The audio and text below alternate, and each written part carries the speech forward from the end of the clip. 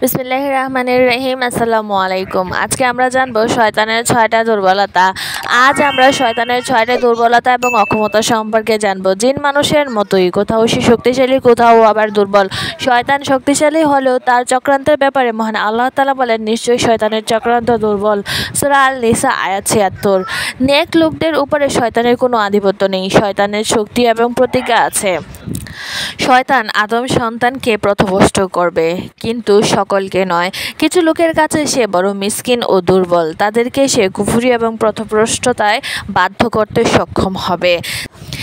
চেষ্টা তো করবে, কিন্তু সফল হবে না, কারণ তাদের বুনিয়াদ হবে মজবুত, তাদের ঈমান হবে সুদৃঢ়, তাদের আমল হবে নেক এবং তাদের সহায়ক হবেন মহান আল্লাহ তাআলা। শয়তানের 6টি দুর্বলতার মধ্যে একটি হচ্ছে, আল্লাহ তাআলা বলেন, আমার দাসদের উপর তোমার কোনো ক্ষমতা নেই, আর কর্মবিধায়ক হিসাবে তোমার প্রতিপালকই যথেষ্ট।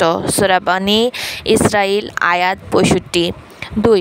শয়তানের আধিপত্য কেবল তাদের উপরই যারা তার চিন্তা চেতনা এক মতাবলম্বী, যারা স্বেচ্ছায় তার অনুসরণ করে এবং সৃষ্টিকর্তার অবাধ্য করে।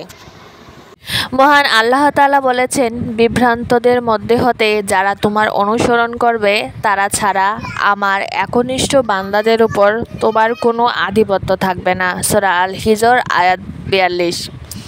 ২. শয়তানের কিছু মুমিনদেরকে দেখে ভয়ে পলায়ন করবে।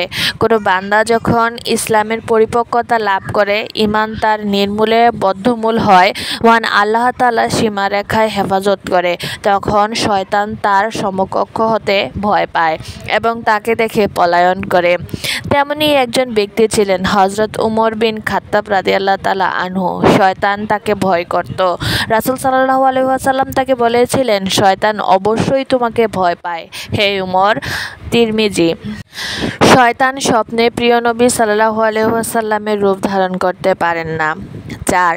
শয়তানেরা কোনো মুজেজা দেখাতে সক্ষম নয়। ৫. মহাকাশে তাদের নির্দিষ্ট সীমা অতিক্রম করতে পারে না। ৬. আল্লাহর নাম নিয়ে যারা দরজা জানালা বন্ধ করে, শয়তান সেখানে খুলতে পারে না দরজা জানালা। আল্লাহ তাআলা আমাদের সবাইকে শয়তানের কুমন্ত্রণা থেকে হেফাজত করুক। আমিন।